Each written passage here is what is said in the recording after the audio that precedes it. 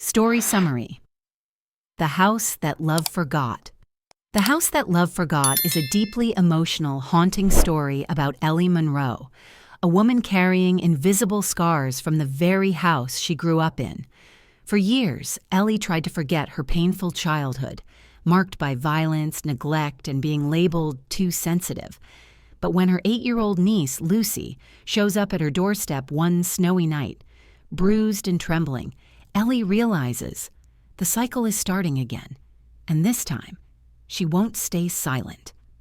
Told over 7 powerful chapters, this voiceover drama traces one woman's fight to break the silence that raised her, before it raises someone else. 7-part story. Arc 1. The Breaking Point. Ellie returns home for the holidays. One explosive dinner shatters everything and forces her to walk away forever. 2. Shadows in the Attic. A torn photograph hidden in the attic reveals what her family tried to bury and what still haunts her. 3. The Cup and the Fire. A spilled cup of boiling water uncovers years of quiet cruelty and Ellie's final tipping point. 4. The Echo Returns. When Lucy escapes her own house in the freezing night, Ellie sees her own childhood reflected in her niece's eyes. 5. The Gathering Storm. The family dinner becomes a battleground. Ellie won't be quiet anymore, and her words will leave scars. 6. The Courtroom and the Cracks. Ellie brings the truth to court, laying bare decades of pain to protect one little girl who deserves better. 7. The Healing Season. A new home, lavender walls, crayon drawings. It's not perfect, but it's safe. And for once that's enough. Please listen. Part 1. The Breaking Point. Hi. My name is Ellie Monroe, and this is the story of how I disappeared, right in front of the people who were supposed to love me most. It happened the night before Thanksgiving. The Monroe house always looked prettier on the outside than it ever felt on the inside. White shutters, polished porch swing, a little plaque by the mailbox that said, "Home is where the heart is." But inside, it was colder than the Montana wind that whipped across the yard. Every Thanksgiving was the same. Overcooked turkey, candles that smelled like cinnamon and disappointment, forced hugs, forced smiles, and that invisible tension that settled around the table like an extra guest. I arrived right on time, not too early, not too late. I brought a sweet potato casserole, still warm in its foil tray, and a bottle of wine I knew no one would touch. The front door opened before I could even knock. Mom greeted me with a tight smile that didn't quite reach her eyes. "Ellie, you're here, good. Set the food on the counter. Jacob's carving the turkey." I nodded, brushing the snow from my boots. She didn't ask how my drive was, or how I was doing. Just turned and disappeared back into the kitchen. Dad was already in his recliner, remote in hand, eyes glued to the football game. As always. Jacob was by the fridge, beer in hand, sleeves rolled up like he was about to do something heroic. He didn't look at me when I walked in, just smirked. "Figured you'd skip this year," he said. "Would have saved us all the drama." "I came because Mom asked," I said, setting the casserole down. "You always come when she asks, but never when it actually matters." I swallowed the lump in my throat. "Not today, Ellie. Don't let him in. Don't let him twist the knife." Dinner was tense. Jacob talked the most, bragging about some investment he made. Mom nodded like he'd split the atom. Dad said little, just grunted approval between bites. I kept my eyes on my plate, pushed around the mashed potatoes, nodded at all the right moments. It was after dessert, while we were cleaning up, that I made the mistake. I was standing at the sink, sleeves rolled up, scraping bits of dry stuffing into the trash. The fluorescent light above buzzed. The dishwasher hummed behind me. It felt almost peaceful for a second. Then I turned and asked the question, "Hey, Jacob, is it true that Mom and Dad signed the house over to you?" He froze. The air shifted. He turned slowly, beer can still in hand, that smirk forming again.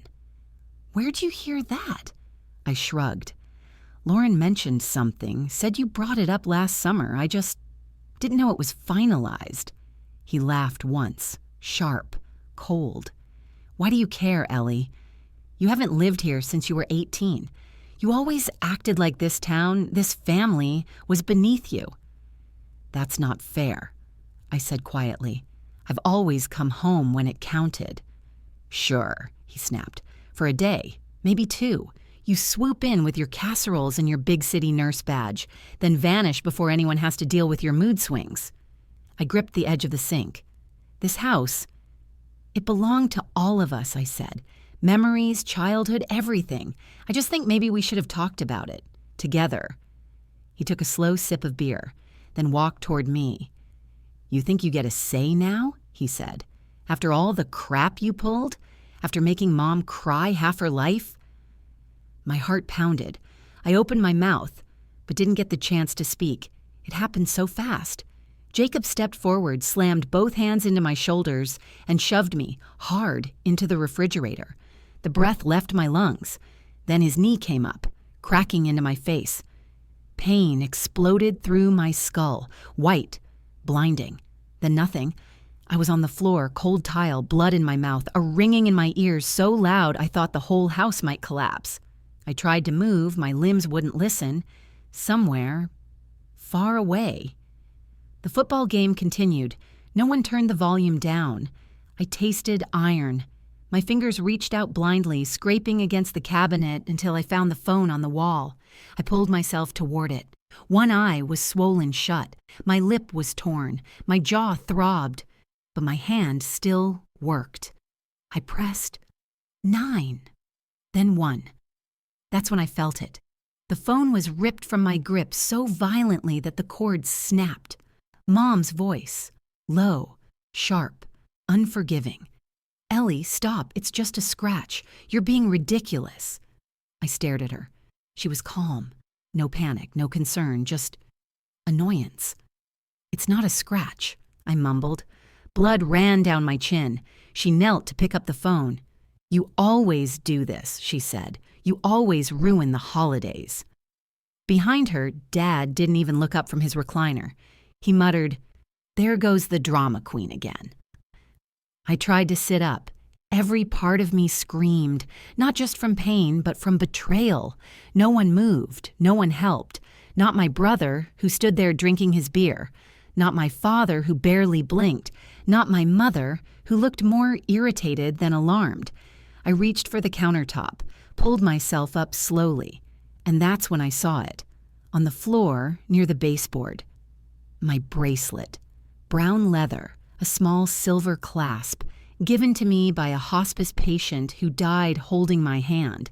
It had snapped in the fall. Now it lay there, half in a pool of blood. Nobody noticed. Nobody cared. That bracelet meant something. It reminded me I mattered, that I'd helped someone, that I wasn't just noise and trouble and drama. I bent down, picked it up, held it in my shaking hands. It was ruined. Like me, maybe. I looked at the door, then back at my family. Mom now wiping down the counter like nothing had happened. Dad scratching his leg, still watching the game. Jacob cracking another beer.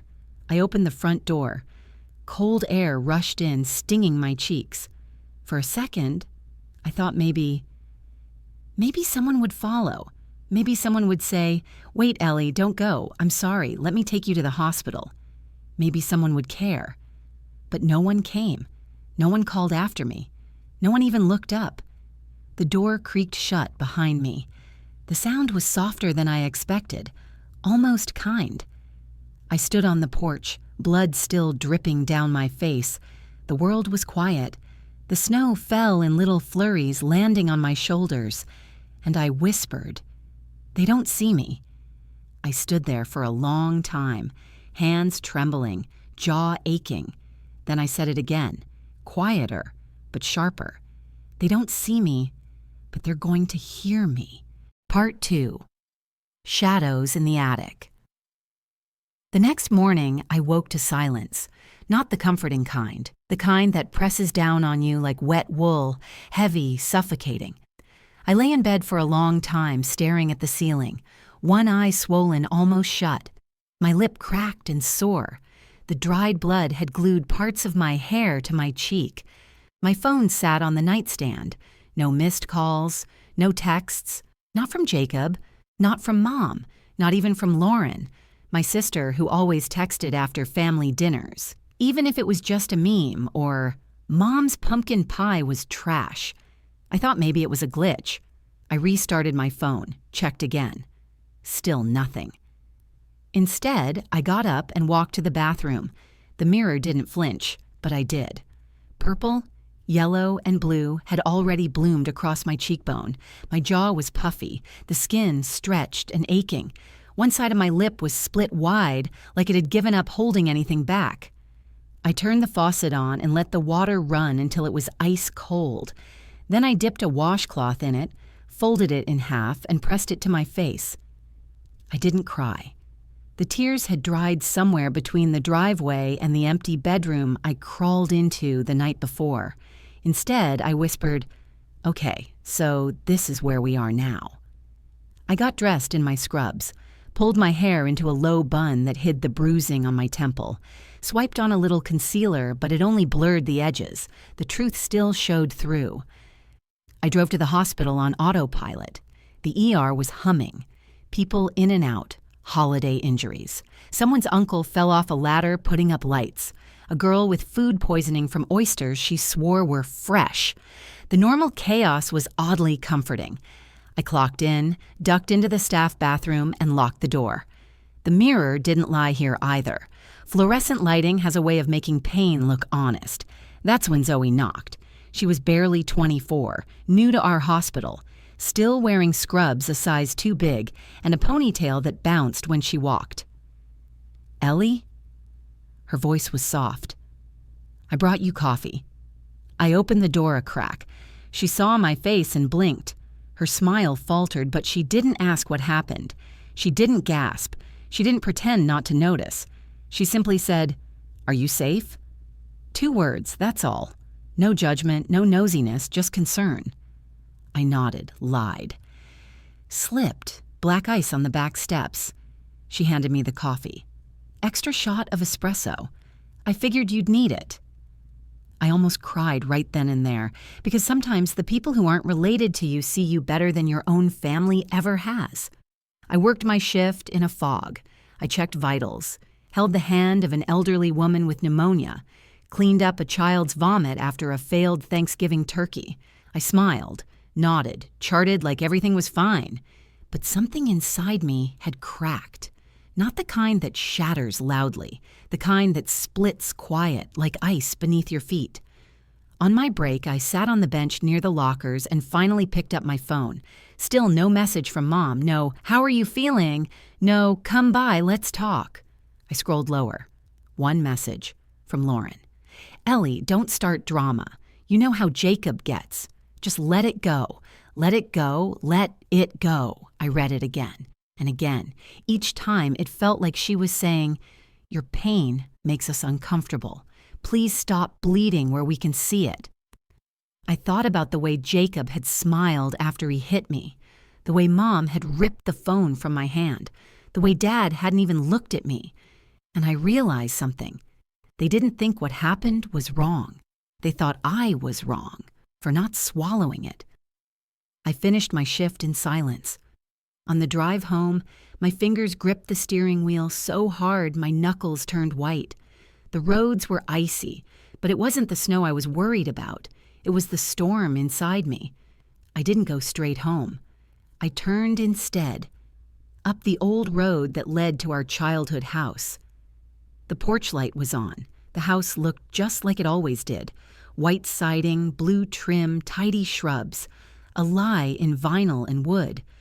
I'd promised myself I wouldn't go back, but something inside me pulled toward that place. Not to forgive, not to confront, to look, to see if the ghosts were still there. Mom had texted earlier asking for groceries, milk, eggs, oat milk creamer. I used that as my excuse. I parked, sat in the car for a full minute, then opened the door and stepped into the cold. No one greeted me at the door. I let myself in with the key I still carried on my ring. Inside, the house smelled like lemons and something floral trying too hard to cover up mildew. Dad was in his recliner, reading the paper. Mom was in the kitchen slicing carrots. Jacob's muddy boots were by the back door. No one looked up when I walked in. I set the grocery bag down on the counter. "Hey," I said softly, "I brought the creamer you like." Mom gave a distracted, "Thank you," and didn't turn around. I stood there for a moment, unsure what I was even doing. Then I said, "I think I left something in the attic. That old baby blanket from when I was sick that year." Mom waved a hand. "Go ahead, just be careful, it's dusty up there." I climbed the creaky ladder and pushed open the attic hatch. The air was thick with dust and forgotten things, old boxes, a plastic Christmas tree, yearbooks. One corner held a trunk, an old one, worn leather, broken latch. On the top, written in faded black marker, "Monroe Family, 1985-2001. I pulled it forward and opened it. Inside, photo albums, dozens. Some sticky from heat, some brittle with age. I opened the first one. Jacob. Jacob holding a soccer trophy. Jacob on a pony. Jacob in a Halloween costume. Page after page. I turned them quickly. Where was I? Finally, one group photo. Thanksgiving. I was in the corner, out of focus. Half my face cut off, then nothing. Another album. Jacob's graduation. Jacob's prom. Jacob's fishing trip. I wasn't in any of them. My hand started shaking. Then I found it. An album shoved near the bottom. Warped. Burned at the edges. Like it had survived a fire or been forgotten in a flood. I opened it slowly. The first page had glue marks where photos used to be.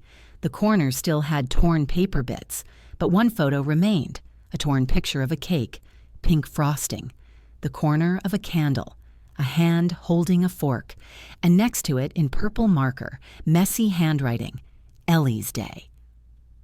I stared at it. That was my 8th birthday. I remembered begging for a strawberry cake with cream cheese frosting. I remembered the pink ribbon I wore, and I remembered Jacob demanding it.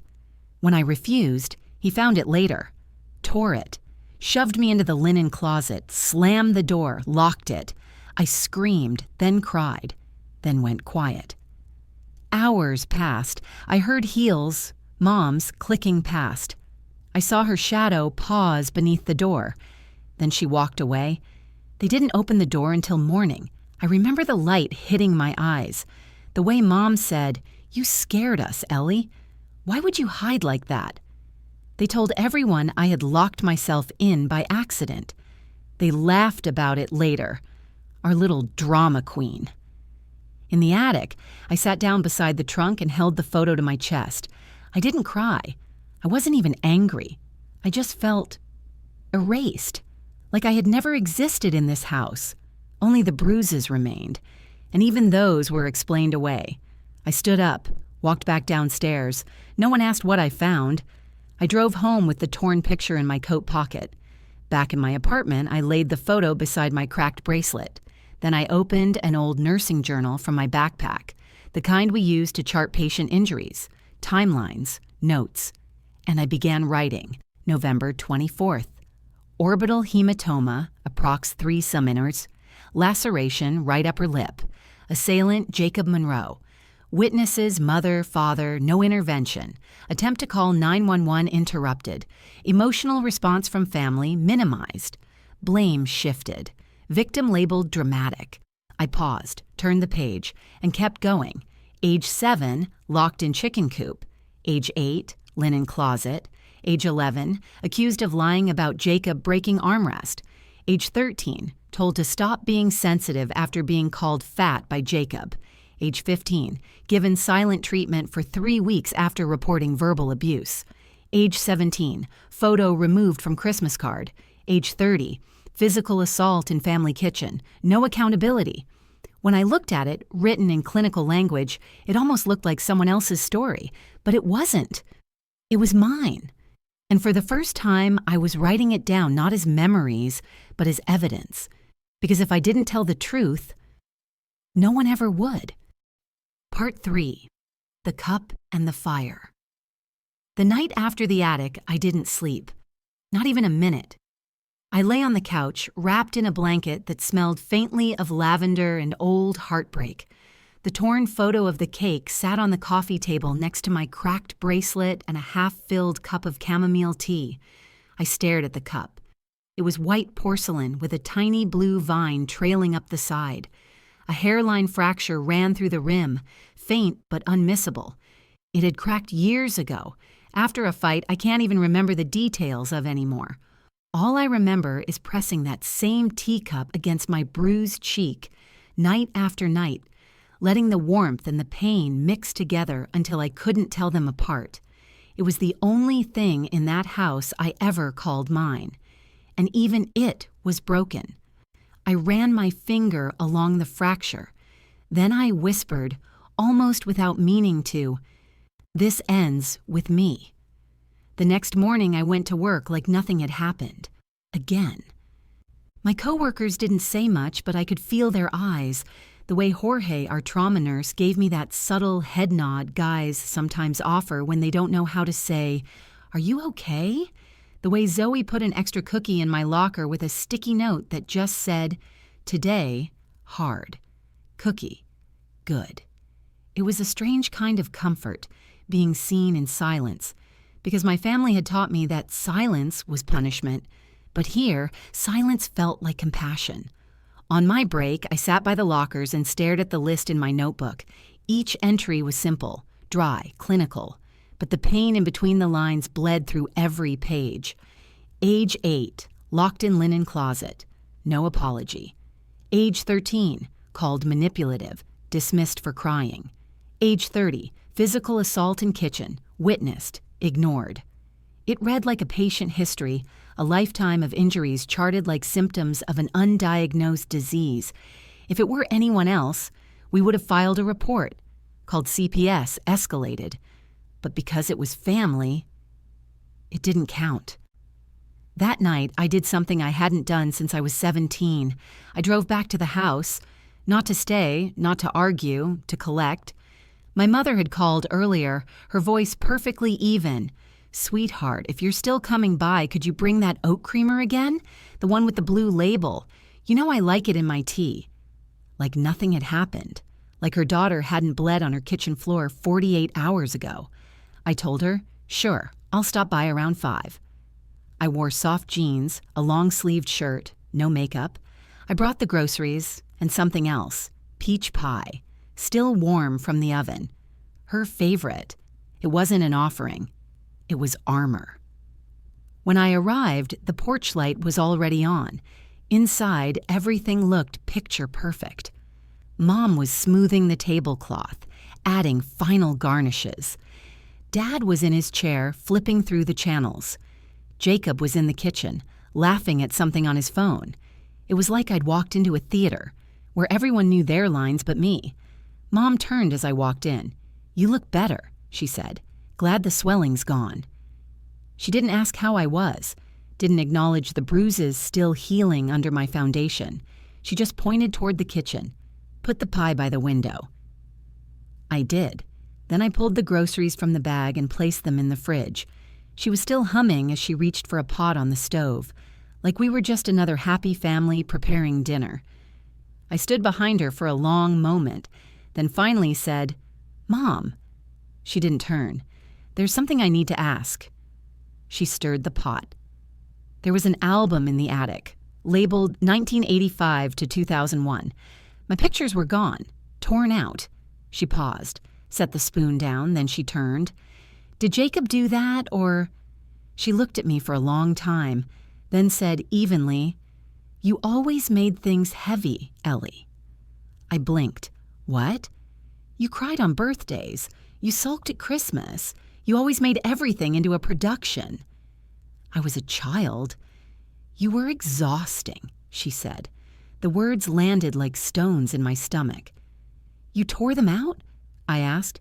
She didn't answer, just turned back to her rolls. "I need to get these in the oven." No apology, no flicker of guilt, just years of silence compacted into one casual deflection. I stared at her back, then quietly said, "I was there too. I was your daughter too." She didn't respond. Dinner was set like something out of a magazine. Napkins folded, candles flickering, crystal glasses catching the light. Jacob's new girlfriend, Camille, was already seated with her parents, all smiles and vineyard vacations. My name was written on a place card at the end of the table near the kitchen door, far from the warmth, far from the light. I sat. Camille leaned over at one point and whispered, "Jacob told us you once locked yourself in a closet over a ribbon. So dramatic." They all laughed. My mother chuckled. She used to do that kind of thing all the time. So sensitive. Jacob added, "One time she bumped into a doorknob and made Dad cancel poker night like it was life or death." The words sliced through me, soft and sweet, dipped in sugar but meant to sting. I kept my hands beneath the table, my fingers curled into fists, so tight I could feel the skin break. This was it. The last time I sat at that table, pretending this was normal. Then it happened. Jacob reached across the table to grab the mashed potatoes. His elbow bumped the edge of the teapot, boiling water still steaming from its spout. It tipped. Scalding water splashed directly into my lap. The scream ripped from my throat before I could catch it. I shoved back from the table, chair legs screeching against the tile. Silence. Then Mom sighed. "That was your fault. You sat too close." Jacob smirked. "Guess you should have picked another seat."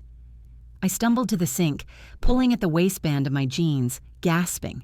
The burn spread across my thighs like wildfire. I opened the freezer, nothing but old ice trays and a frozen bag of peas from 2019. I wet a dish towel, pressed it to my skin. It sizzled against the heat. No one followed.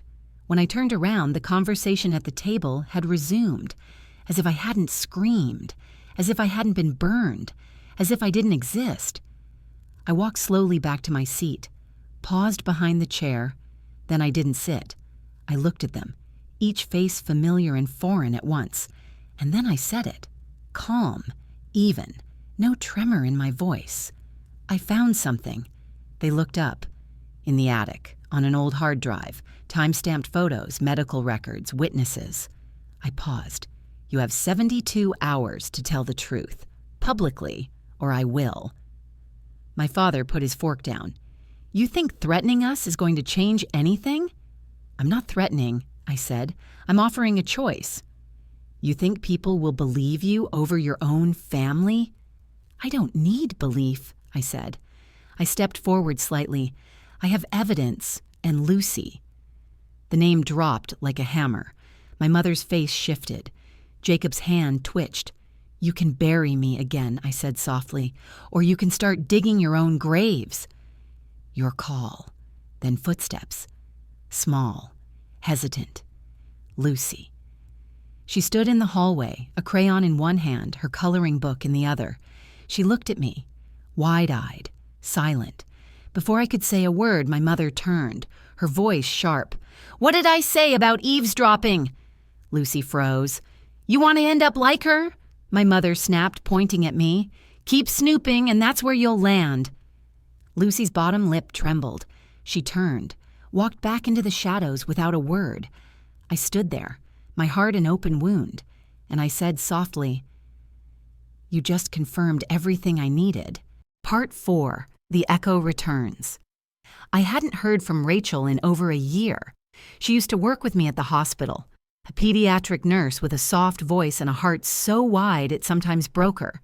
She quit after the night shift nearly swallowed her whole. Burnout, she said. Or maybe the grief finally caught up. Either way, she disappeared from my life quietly, until now. My phone buzzed at 6:27 a.m. Still groggy, I reached for it, half expecting a hospital alert or Zoe checking in again. But it was Rachel. "Rachel. Ellie, can you call me as soon as you're awake? It's about Lucy." I sat up instantly. Lucy. That name had lodged itself into my chest like a splinter ever since I saw her in the hallway that night, standing there, wide-eyed, holding a crayon while my mother threatened her into silence.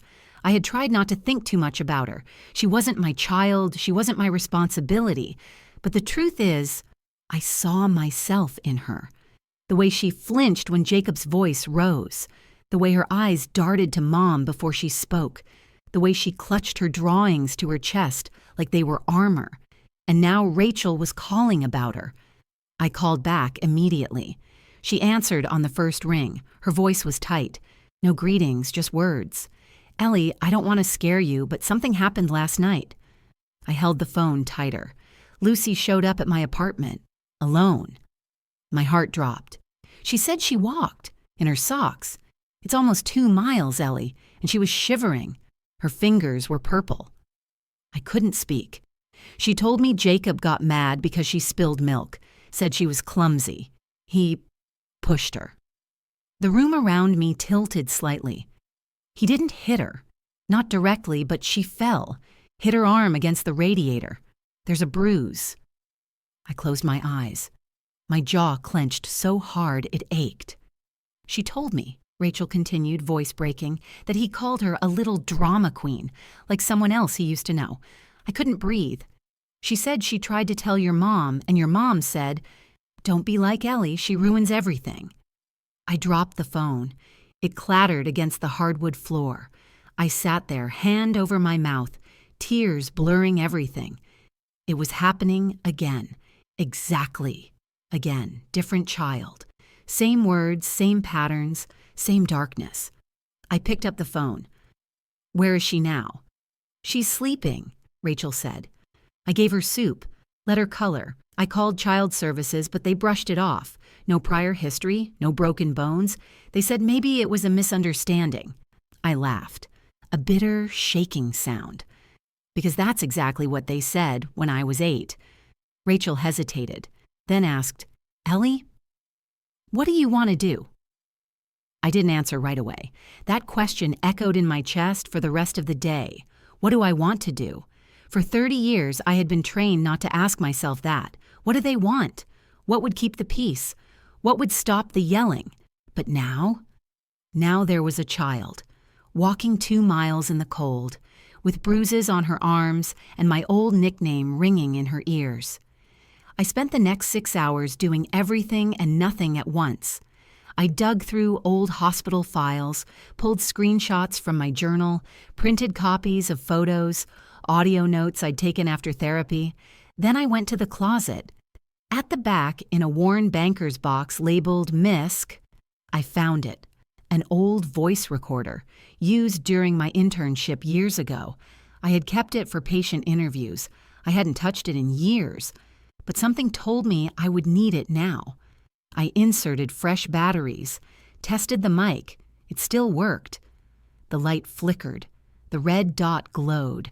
Then I sat on the couch, held it to my mouth, and pressed record. November 30th, 7:14 p.m. This is Ellie Monroe. I am making this recording as a legal backup to written documentation and evidence. This is regarding child endangerment, intergenerational abuse, and potential negligence by multiple adults. My voice was calm. I didn't feel calm, but I sounded like I'd spent years preparing for this moment. The child in question is Lucy Monroe, age 8, niece of Jacob Monroe, my brother. I witnessed behavioral signs consistent with early trauma. On the evening of November 29th, Lucy reportedly left the Monroe residence on foot in freezing conditions after being verbally threatened and physically intimidated by Jacob Monroe. I stopped the recording, listened back. It sounded true, sharp, final. Then I saved the file. That night, I visited Rachel. Her apartment was warm, filled with the scent of cinnamon and clean laundry. Lucy was curled up on the couch with a blanket and a bowl of goldfish crackers. Her hair was pulled into 2 messy braids. Her eyes were tired. She didn't run to me. She didn't speak. But she looked at me for a long time. Then she reached into her pocket and pulled out a folded piece of paper. She handed it to me wordlessly. It was a drawing, crayon on printer paper, stick figures. One small girl with brown hair standing beside a tall, blonde woman. Both had tears, but only one had a speech bubble, the taller one. Inside the bubble, in shaky child handwriting, "I believe you." I pressed the drawing to my chest, then knelt in front of her. "Lucy," I said, "do you want to stay here tonight?" She nodded. Do you want me to talk to someone about what happened? She looked down, then whispered, Will they say I'm lying? It broke me. No, I said. They might try, but I won't let them. The next day, I called a lawyer. She was expensive, sharp as glass, and didn't flinch when I told her what I needed. She read through my files, my photos, my journal entries. Then she looked up and said, You've got enough here to rattle them. Will it be enough to protect her? She didn't answer right away, then said, It's not always about proving everything. It's about making them afraid of silence. I filed the first motion for emergency custody the following week. Rachel agreed to co-petition. She'd seen enough. The court date was set, December 16th, right before Christmas, perfect timing for a family to unravel. In the days that followed, the silence from my parents turned into something else. Noise, voicemails, texts, angry calls, legal threats. You're tearing the family apart. How dare you accuse Jacob of this? You've always been jealous, vindictive. You're sick, Ellie. You need help. I saved them all. The night before the hearing, I sat by the window, tea cooling in my hands, Lucy asleep in the other room. I looked at the Christmas lights on the street. Little houses, big trees, plastic reindeer. Somehow, the world kept spinning, even when yours stops. I picked up the voice recorder again, pressed record. December 15th, 9:42 p.m. Lucy is asleep. We made cookies earlier. She asked if she was allowed to eat too. I said yes. She smiled like I'd given her the moon. She drew me again tonight. This time I had wings. Tomorrow we go to court, and maybe they'll try to say I'm crazy. Maybe they'll say I'm making it up. But here's the thing. Even if they do, I will not shut up. I will not sit down. I will not let another little girl think that her pain has to be polite. Part 5. The Gathering Storm. It started with a roast chicken, the kind my mother used to make on Sunday nights, stuffed with rosemary, lemon, garlic. The house would fill with warmth, scent, and a kind of pretend peace that almost felt real if you didn't look too closely. That's what she made the night before the custody hearing, a roast chicken, as if nothing was happening, as if we were still the family on the Christmas cards, as if I hadn't filed legal action against my brother that could cost him his reputation, his career, and full access to the child he was slowly erasing. Dinner at 6, her text said. One last chance to talk like family. I almost didn't go. Rachel begged me not to. Ellie, she said, you owe them nothing. I know, I replied. But Lucy deserves a witness. So I went. Not for them, for her. I arrived at 5:57, the sky already black, snow falling slow and soft like the world had lowered its voice. I wore my nursing boots, the old leather ones with the worn soles and scuffed toes. I wanted to feel grounded, like myself, like the woman I had become, not the girl they raised. Inside, the house looked just as it always had. Too clean, too quiet, too staged. Mom met me at the door, apron on, cheeks slightly flushed from the oven heat. She kissed the air beside my face. Ellie, thank you for coming. I nodded once. Where's Lucy? In her room, drawing, I think. She's been quiet. Good girl, I thought. You learned how to disappear early. So did I. Jacob was already seated at the table, blue button down, watch glinting, smile tight. Dad sat in his usual spot, buttering a roll like the world wasn't about to split in two. They had even set a place for me. Same seat as always, by the window, furthest from Mom, closest to the cold. We ate in silence at first. Forks scraped plates, glasses clinked. No one spoke. Then Mom cleared her throat. Well, she said brightly, I suppose we should talk. I didn't respond. She looked at me. You've made some serious accusations. I tilted my head. They're not accusations, I said. They're facts. Jacob scoffed. Here we go. Here we go, I repeated, voice still calm. You mean the part where I tell you that Lucy walked 2 miles alone because she was scared of you? That's not what happened. She had bruises on her arm, Jacob. She fell. She said you yelled at her. I was frustrated, he snapped. She spilled milk all over my laptop. And that justifies pushing an 8-year-old into a radiator? He stood. His chair screeched back. You always twist everything. No, I said, rising slowly. You do. I just stopped letting you. Mom stepped between us. Ellie, sit down. This isn't helping. Helping who? I asked. You think this is about Lucy? Jacob barked. You've hated me since we were kids. No, I said. I feared you. That's not the same thing. Dad looked up then. First time he'd spoken all evening. You always were a dramatic child. And you, I said, turning to him, were always absent, even when you were in the room. Silence. Then Mom said softly, You're trying to destroy this family. I'm trying to protect a child, I said, something none of you ever did for me. Jacob stepped closer. You really want to do this in court? You want strangers digging into our lives? I didn't flinch. Yes, he smirked. They'll tear you apart.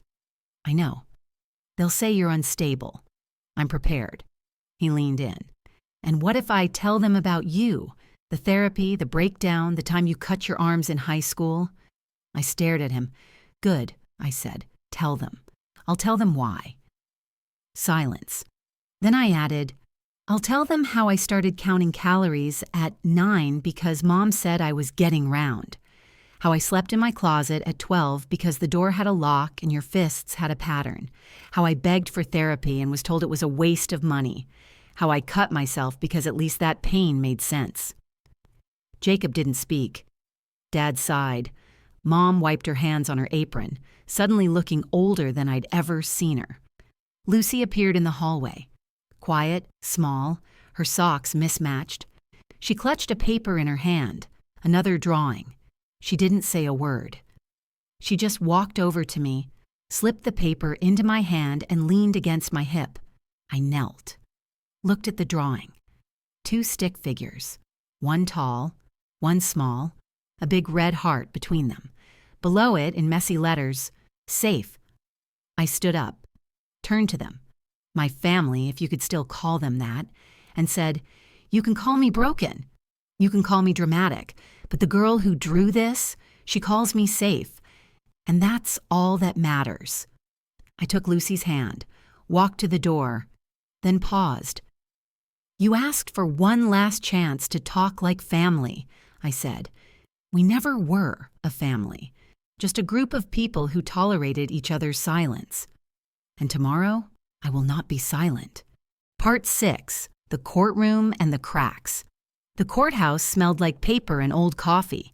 Its walls were beige and tired, the floors scuffed from decades of footsteps that had walked in, broken, and walked out different. Courtroom 3B. We sat in the back row at first. Me, Rachel, Lucy, her hair pulled into a braid, wearing a dress with little daisies on it. She clutched my hand so tightly I could feel her pulse in her fingertips. Jacob walked in with a lawyer in a navy suit and a folder stuffed with what I assumed were character references and denials. Mom followed him, her mouth set in a straight line. Dad wasn't there. He claimed he didn't want to get involved. No surprise. The judge was a woman in her 60s, gray hair in a tight bun, sharp eyes, the kind of woman who had seen it all and no longer flinched. She called us forward, motioned to the attorneys, then looked at me. Ms. Monroe, you are petitioning for emergency custody of Lucy Monroe based on allegations of abuse and neglect. Is that correct? I stood. Yes, Your Honor, she gestured. You may begin. I took a deep breath, then stepped forward with the calmest voice I'd ever used. Your Honor, I'm here not only as Lucy's aunt, but as someone who lived in that house. For 18 years, I reached into the file beside me.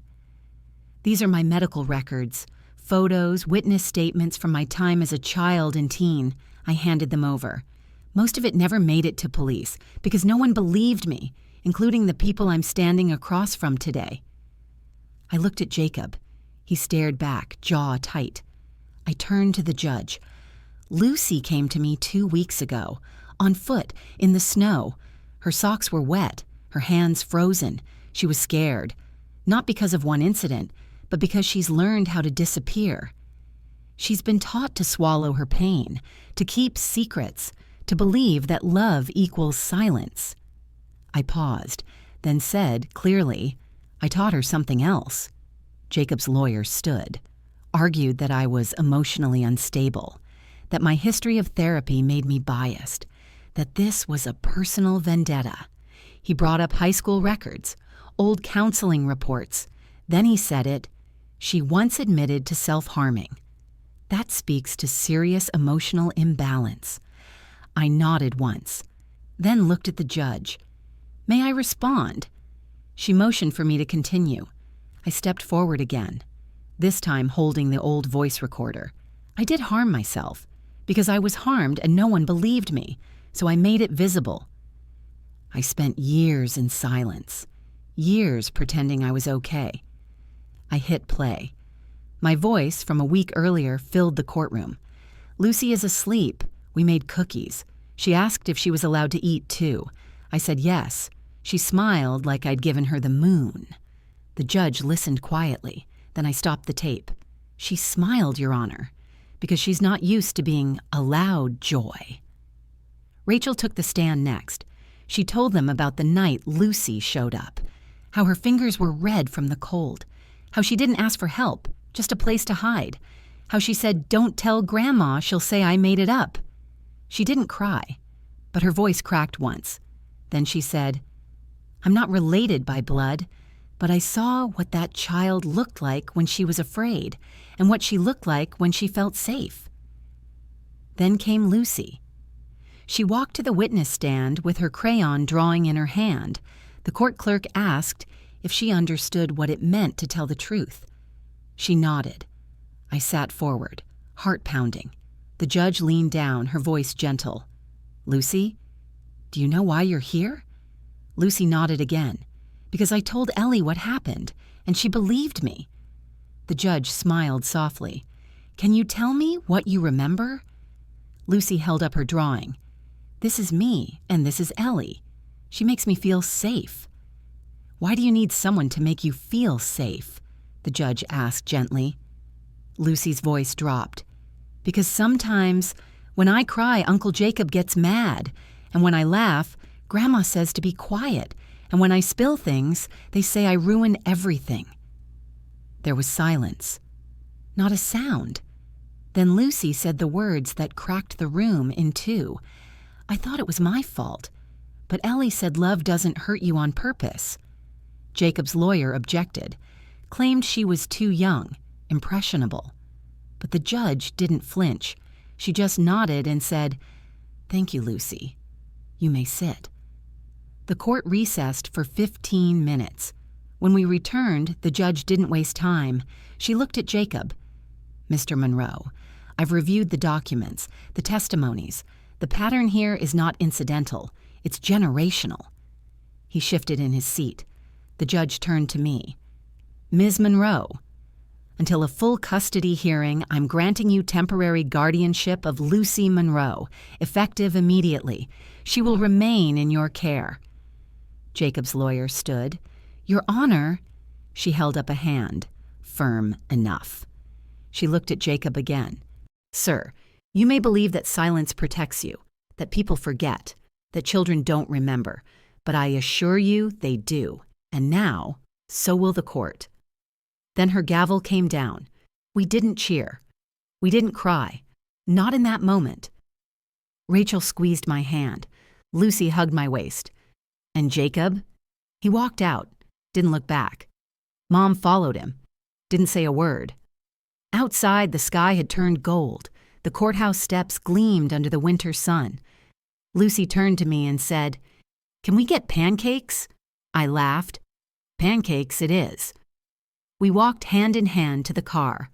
For the first time in my life, I wasn't running from that building. I was walking away with something worth carrying. Part 7. The healing season. We moved into a yellow house at the end of Sycamore Street. It wasn't much. 2 bedrooms, a crooked mailbox, a backyard so wild it looked like it hadn't seen a mower since Obama's first term.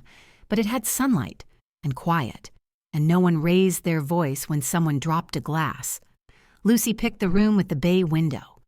"Because that's where the moon can find me," she said. I let her paint it lavender. Even when she spilled half the can and stepped in it barefoot, laughing, wild and free. I didn't flinch. We just danced across the drop cloth together, our footprints trailing across the floor, like some quiet declaration. "This is our space now, the first night we slept there," she whispered from the hallway. "Do you think the walls here remember bad things?" I pulled back the covers. "No, honey. But even if they did, they'd understand." She crawled in beside me, her head tucked beneath my chin, and we slept.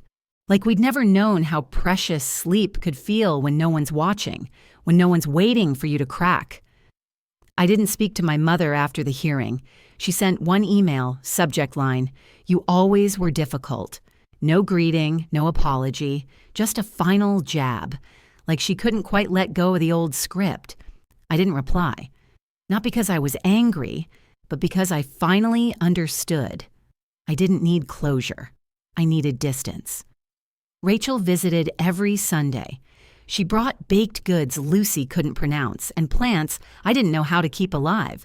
We made a new ritual. Cocoa at 4 p.m., no screens, just voices. Lucy called it quiet story time. She liked when we told her about the women we become, how we weren't born strong, we chose to survive over and over. One day she asked, "Did Grandma ever love you?" I paused. I think she did, in her own way. But sometimes, people who don't know how to love themselves don't know how to love anyone else either. Lucy thought about that. Then she said, "I think I'll learn better." And I believed her. The seasons turned. Snow became slush, then rain, then daffodils pushing their way through the thaw. Lucy got a scooter for her birthday. We baked the cake ourselves. She wanted strawberry with cream cheese frosting. When I saw her blowing out the candles, I remembered my own 8th birthday, the one with the torn picture, the locked closet, the silence, and I whispered to myself, almost like a prayer, "Not this time." I started writing again, not just journals, but essays, articles, advocacy work. I got invited to speak at a local conference on intergenerational trauma. When I stepped on stage, I scanned the crowd for one small face in the second row. Lucy sat beside Rachel, legs swinging, eyes wide. I opened with, "The most dangerous silence is the kind we inherit, the kind that's passed down like a recipe, generation to generation. Fold pain in half, tuck it behind your smile, serve warm and pretend it's love." But some of us break that cycle. Some of us teach a new recipe, one with truth, with space, with safety. This talk is dedicated to a little girl who walked through snow in her socks and found her way home. Afterward, Lucy ran to me. "I didn't know you were famous," she said. I laughed. "I'm not. You are to me." We planted a garden that spring. Tomatoes, basil, 2 sunflowers that leaned so far left, we named them Bernie and Elizabeth. Lucy dug with plastic shovels. I read aloud while she worked. She loved stories about brave girls, ones who asked too many questions, ones who didn't apologize for taking up space. One day, while planting marigolds, she said, "I used to think I was hard to love." I froze, then knelt in the dirt beside her. "Who told you that?" She shrugged. "No one. Not really, just how it felt." I touched her shoulder. "Lucy," I said, "you are the easiest person I've ever loved." She smiled. "I know." That summer, she made a bracelet from string and beads. She gave it to me one morning, still in her pajamas, hair messy, eyes bright. "It's a reminder," she said. "For what?" "That you saved me." I put it on, next to the old cracked one I had glued back together months earlier. 2 wrists, 2 stories, and somehow both still beating. In August, we heard Jacob had moved out of state, someplace warm, no charges, no jail time. just distance. I didn't feel victory. I didn't feel anything, because this was never about revenge. It was about rescue. On the first day of school, Lucy wore a yellow dress and carried a blue backpack with a note inside. You are strong. You are safe. You are more than they ever told you. She came home that day with a drawing of a house. She'd labeled each room: kitchen, where we laugh; bathroom, where I make bubble beards; my room, where I dream; Ellie's room, where her heart sleeps. I hung it on the fridge, and every time I opened it, I smiled, because I finally had a home, not a place, a promise. Some nights, when the wind howls just right, I still remember the kitchen floor, the refrigerator, the crack, the blood. But those memories don't own me anymore. They visit. They do not stay. Last week, Lucy asked me, "What do you want to be when you grow up?" I laughed. "I think I'm already there." She frowned. "No, like the next you, the next grown-up you." I thought for a moment, then said, "I want to be someone who never forgets how far she's come." Lucy nodded.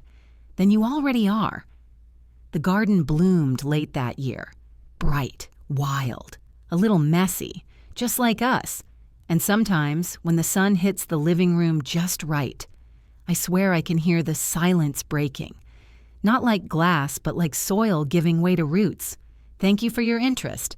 Wishing you all the best. May God bless you.